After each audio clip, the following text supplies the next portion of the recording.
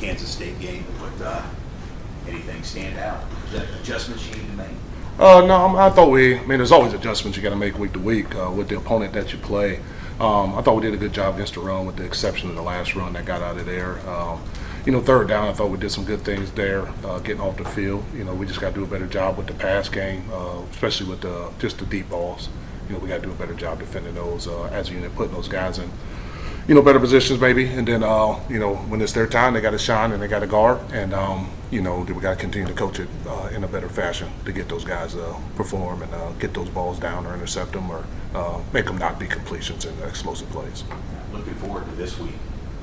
What do you do with Flores? Do you have to go back and look at previous film to figure out what they might do? Yeah, you got to dig deep in the archives. You got to do a little bit of everything, in games like this, just because it kind of feels like one of those first game type of things. Just because every week they're reinventing themselves, and they're doing a good job with that. They're being really creative. They're doing a lot of creative things, but it's different every game. And so you got to do a good job just having a base game plan and then be able to adjust from there from what you see. From these guys, because they're really creative on what they're doing on offense. Like I said, it's different every game, different personnel, different things they're doing. Some games they're in 12, some games they're in 11, some games 18's the quarterback, some games it's 12, some games it's 6. So it's a lot of different things that we just got to be ready for and adjust on the fly. How is calling things on the field gone for you so far this season? When you have a couple of lackluster performances, do you think about moving back up into the box? No, I don't think where you call it really makes a difference. You just gotta execute better in what we're doing there. How much weight can you put on any of Oklahoma State's film from before they gave play calling to the quarterback's coach? A little bit, because they're still doing some of the things that before they switched play callers. So there's some things there. Within the season, there's not a whole bunch of things that you can change through a season, but there's just different thoughts and different philosophies on calling plays, and you can definitely see that shining through as you continue to look at their games. You guys asked defensive ends to do a lot in the defense. Dean Miller made a play in coverage against K-State. What can you do to maybe get more sort of oomph in the pass rush from those guys at this point? We bring them quite a bit. If you look, they rush probably more than they dropped during the game. So, that's just something they do. And, Dean got the athletic ability to play in space. He necessarily doesn't have the weight that you want to be able to play down there and defend the run all the time. So it's good to kind of put him in space and help him there. Leroy's also a big athletic guy who leads us in sacks. So I guess he's getting a lot of oomph out there too. So I think we're getting it. We're getting it from a lot of different people, and that's what we want from the defense. So people can't key it just on one guy. Lance said it, you've said it, execution always a thing, right? When you're looking for why things didn't get executed, what are you looking for? And then are you seeing anything pattern-wise that's maybe keeping that from being executed on a consistent basis? Yeah, the first thing you always want to look at is just how it's being taught and what we're emphasizing. And I think that's the biggest thing, because it starts with coaching, and we got to do a better job with that. If something's not getting done, that we want to get done, and then after that is continue just to boil things down and just kind of put people in the right position, ask the right questions to get them to understand why it's not getting done the way you might like to get it done. And then sometimes it's just a matter too of when you're there, man, you got to make that play. And some things, that's why they call them 50-50 balls sometimes, or 50-50 tackles. You got to be on the good side of that to be able to make those too. So it's a combination of everything. We just got to get better at the things we can control, which is the coaching, the preparation, the planning, and then getting out there on the practice field and doing the right things that we emphasize to get stuff done that we know we need to get done to win games. It looks like Mason was at safety most of the game in his return. I guess, do you foresee him staying there or moving back down to nickel? It just kind of depends on what we need. J. Todd's doing a good job there at nickel for us there, because we're still a little, guys are playing, but they're a little banged up at safety, so we just kind of need that depth and guys to play there. And plus Mason's speed, able to cover ground, we thought to be a good thing for him to be able to play back on the back end and kind of just working back into it like he was, because he's been out multiple weeks. So we thought that'd be the easiest spot for him to work himself back into the playing time where we needed him.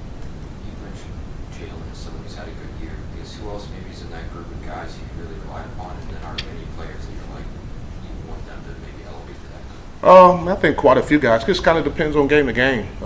Different guys have stepped up. Blake Harrell, is doing a great job for us up front. Kenan Caldwell is doing a heck of a job, up front. I think he had a tackle for loss. In the game, doing a good job. We mentioned Leroy, you mentioned Fink. I think a lot of guys, in spots are doing a really good job. We just got to consistently just put it together and just have a good one there. Even on the back end, I think those guys have had a good year. It just was one of those games where they probably didn't play up to their potential, and we got to get them to bounce back this week and all focus on Oklahoma State and getting this victory for these seniors. I know every opponent is different, but how challenging is it when the things that you're struggling with on defense seem to be different from one game to the next? I think that's just the way football is. I think it's that way that sometimes, if you're not fitting the run great, the next game you might fit it great like we did this game, and then some balls go over your head. Then we had games where nothing really affected us. So it just you got to adjust on the fly and kind of get it done, and then you got to make sure you're trying to do a good job week to week and making sure you don't have those mishaps and different things like that. And that's our job to continue to get that done. And this week, that's our plan to kind of get those done and get on the W side. How much of an emphasis was the gap discipline stuff heading into the last game? I guess how well do you think that's sticking with guys? It did a good job. Like I said, I thought we did a good job against the run, with the exception of that last run that got out. I thought we did a really good job there. I don't think the quarterback really ran on us a whole bunch, so we did a good job with that. So it did a good job. We achieved what we emphasized there, and like I said, we just got to do a better job contesting on some of those passes with our young DBs. What kind of year has Leroy Cross had for you guys? Having a good year. He's a really good leader. Glad we got him. I know this is a special game coming up for him in particular, so I look forward to seeing how he performs this year, but he's doing a good job. Really proud of him. You guys got the field goal to crawl a little closer and then first play over the top. With Austin, confident kid, bounce back type of mentality. What do you see from a kid when that happens? Obviously, he's not the only player out there, but he's kind of highlighted in that moment. Yeah, you just you go and pick them up and tell them next play. It's a part of being a corner. When I coach NFL, there's guys making $15 million a year who still get beat. And you got to bounce back. You got to play the next play. You got to be ready to go. Got to get your eyes right. You got to take the information from the play and why it went wrong, but you can't take the result with you. And that's what we told him there. And it's just an opportunity to bounce back. And he knows he got to have a great week of practice this week. And he knows he's going to have a bullseye on his back. And he's going to have to be able to defend the first couple of passes that Oklahoma State throws his way. And I think he's going to be ready for it. I'm excited to see it. How did you see him respond in that moment? I thought he responded well. Yeah. And he got up and kept challenging. I think guys that who get beat initially, they played off and soft, and but he tried to get up there and still continue to challenge and different things like that.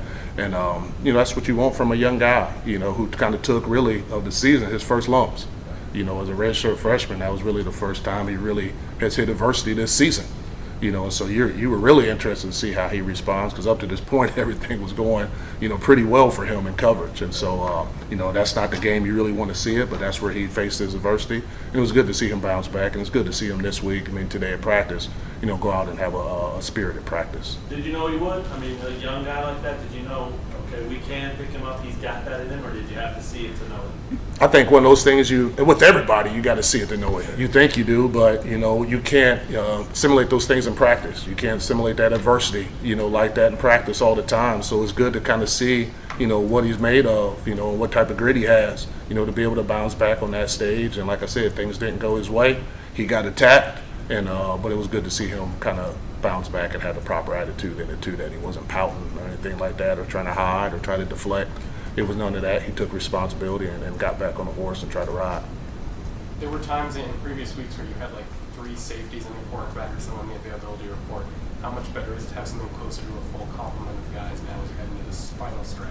Yeah, it really helps. It helps because, as always, for all of us, we one play away. And so, that's what you worry about more than anything. If somebody went down, what's kind of the next plan for you? But now it's good to have depth, like you said, to have Mason be able to go.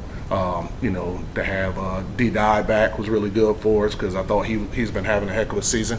So to have him out really hurt us, because he's a good player for us. So that's been good. And then, get Saeed, get some depth back at corner too, ready to go. And plus that creates competition, which you always want also. You don't want guys relaxing and thinking they got something. You want guys behind them pushing them. You talked last week about some of the young guys maybe starting to make a push to get some time on special teams. Can you talk about that path a little bit, where it's sort of practice to special teams, you do some good things on special teams, maybe you find some reps on defense? Yeah, that's always the path really for a lot of guys is, they start in practice and get a couple oohs and ahs in practice, and then, the special team coach says, hey, let's throw him down on kickoff or punt return or something like that, and they start to make some plays. And all the while, you're continuing to rep them on defense. And we do special things at the end of practice, too, to continue to keep those guys involved in what the defensive game plan is. And then you got to get to a point where you just throw them in and just let them go to work. And so we got some guys who are close to that point, which is fun. I'm looking forward to see them play. Anything else for Coach Down? All right, thanks, everyone. Appreciate it.